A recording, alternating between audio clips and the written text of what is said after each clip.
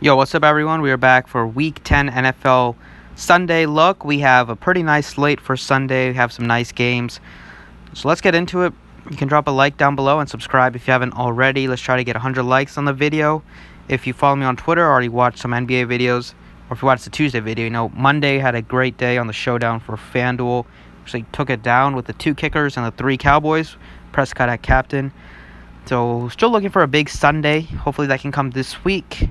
Let's get into it. At quarterback here, don't mind paying up for any of the 4 guys at the top. I think it might be a week where I do pay up a little bit at quarterback just because you have Lamar Jackson, Mahomes, Winston, Breeze all in really, really good spots. Kyler Murray as a mid-range, mid-6K price tag is fine. And Matt Ryan is back, 6,100. Before he got hurt, he was having some big games. His team is they're done. They don't have a lot to play for, but I think the matchup is still okay. The Saints are decent defensively, but in a dome, I think Matt Ryan can still get it done. Brissett is questionable. We'll see if he can give it a go. Jones, not really interested at 57. It's not a ton. Maybe I will touch on maybe Mitch Trubisky for tournaments, just because 5,100 is really, really cheap. He is just not that good. But at 5,100, he could make a case in tournaments. But I am going to be paying out for one of these 4 guys. I don't think you can make a mistake with any of them. Currently, like Drew Brees here, 6,700. If you watch the Falcons, you know how bad they are defensively. They are just giving it up every single week to quarterbacks, to receivers, to running backs. They are just bottom half or bottom 10 in every category, giving up the most points per game. The Saints have, I think, the highest total on the slate. They're going to put up points at home. Gotta like Drew Brees. And talking about Drew Brees, makes sense to pair him with his number 1 option, Michael Thomas. Favorite wide receiver to pay up for this week, 8,300. He's not cheap, but I think that he gives you that upside in the 30s and 40s that it makes sense to pay up for him in a matchup against a team that hasn't been able to slow down any receiver, let alone one of the best in the game in Michael Thomas. So I gotta like him here at home. He's just getting a ton of targets. 11, 11, 12, 13 the last 4 weeks, and Breeze and him didn't miss a beat when Breeze came back last week, put up 30 fantasy points. Just a really, really good play and really safe play with a ton of upside. At running back, you got McCaffrey at 10.5. No problem with it. Last week, played him mainly because there was a lot of value at receiver. This week, there is still some value at receiver that makes it easy to pay for McCaffrey if you want to. But I kind of like paying up at receiver this week, so maybe I won't have that much. I like Kamara at 8,200. He is like $2,300 cheaper than McCaffrey. He still gives you that same upside. I think he's going to get it going very soon. He was battling an injury. He finally gets his quarterback back in Drew Brees.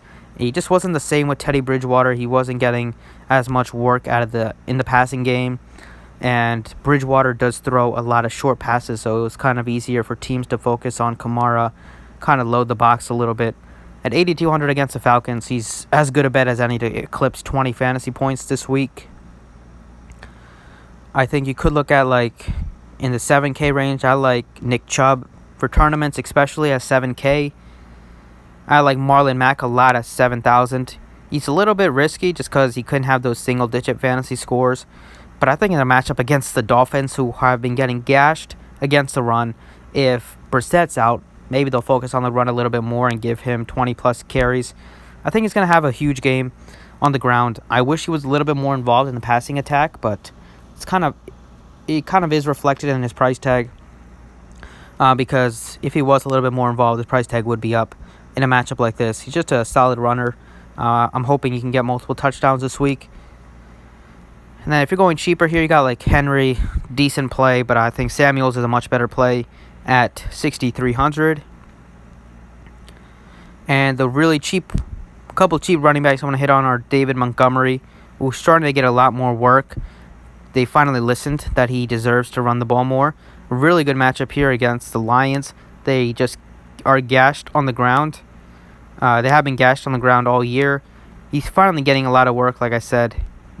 3 touchdowns the last 2 weeks. They don't really trust Mitch Trubisky very much, so you should continue to get a lot of work on the ground and near the goal line. Play him at 53 just because he gives you that ability to pay up at receiver, and he's so cheap. And then other running back is going to be Samuels here at 6,300, just because he's going to get a lot of volume. He had 13 targets, caught 13 potential targets, and he had 13 catches. So 100% of his targets he caught, only for 73 yards, which is a little disappointing. I think if he gets 13 targets again, there's a good chance he can get over 100 yards. Only had 8 carries on the ground. Didn't do much of it, but he's going to get a lot of work. The Steelers do like to run a lot of short passes to running backs, especially with Mason Rudolph running the show. So you got to like Samuels at 6,300. Another wide receiver I like is going to be Chris Godwin at 7,400. I'm hoping this can be the week Godwin goes off. It was I thought last week would be the week, but he was guarded by Griffin for most of it, even though I thought going into it was going to be Mike Evans guarded by Griffin. Evans continues to just go off every week for the most part. He's up to 7,600. I do expect him to get a lot more ownership than Godwin, so I'm kind of going with that, and I kind of feel like this can be the week Godwin goes off just based on the matchup. The Cardinals are terrible against wide receivers, terrible against the pass. Should be a big week. You can even play Godwin and Evans together, so you cover basically both of your bases in case one goes off and you have the other. So I think paying up for these two guys at receiver makes a lot of sense. And then we do have some cheap receivers I want to hit on. Here under 6,000, you have Pascal here at 5,300. Number one guy with T.Y. Hilton out. He got the job done last week at only 4,100, returning well over 4x value. You have David Moore, even though the matchup's tough, a number one wide receiver who continues to get heavy targets, 10, 9, 10, 8. Another guy that gives you the ability to pay up for running backs.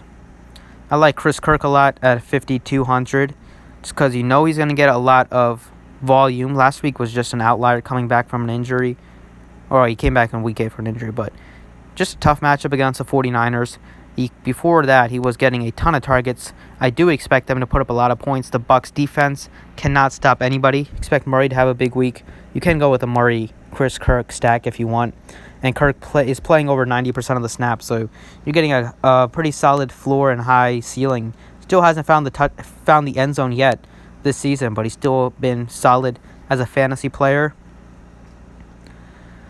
And another flex guy you can look at.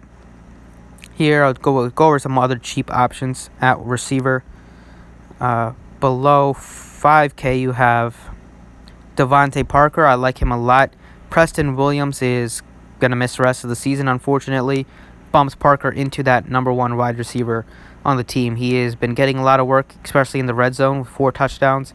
Getting solid amount of targets. I think he's in for another solid game at that price tag. Robbie Anderson didn't do much last week, but he's down to 4,700. I think he's at least worth a flyer if you play a bunch of teams. Corey Davis is out. He's doubtful, so A.J. Brown benefits here. He's going to continue to get some heavy looks. The Chiefs are not very good against. They're pretty good against the run. Pretty good against the pass, not great against the run. But I do expect the Titans to trail in this game, so they'll have to throw the ball a lot. Mark Wallen is suspended, so you could go to Ballage if you want at 3,800. But they're just not really, I don't think. I would probably go to their passing game more than the running game. I don't think they'll be in a position to run like 20 times on the ground. And I think at 4,300, it makes sense to go with Ronald Jones. We know that he's going to get the starting running back duties. Finally, it took them long enough.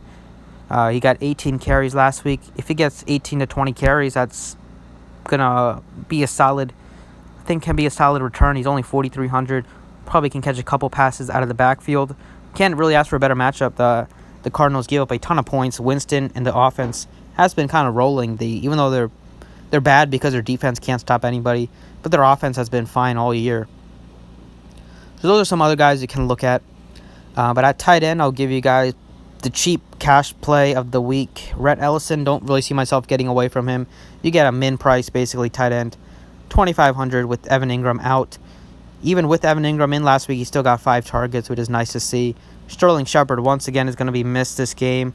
So There's not a ton of options for Daniel Jones to throw, missing Shepard, missing Ingram. Ellison's going to get targets. Tate will get some targets. Those two, I think, are the safest plays on the team. And it still leaves you with a decent amount to pay up if you want to go with flex. And your defense this week, usually we'll probably spend down at defense. I think the Browns make sense against a pretty challenged Bills offense. You can look at the Chiefs at 2,700. They're cheap. Don't mind going with the Bills at 29. Baker throws a ton of interceptions, and their offense is just not very good. If you do want to pay up, it would be for the Bears at 31, I think. The Bears and the Ravens facing off against a new quarterback with Andy Dalton's been benched. So that's kind of it for this week. That is what I am liking. My phone's at 1%, so I better end this video quickly. Thanks for watching. I appreciate it. You can like the video if you enjoyed, and good luck this week.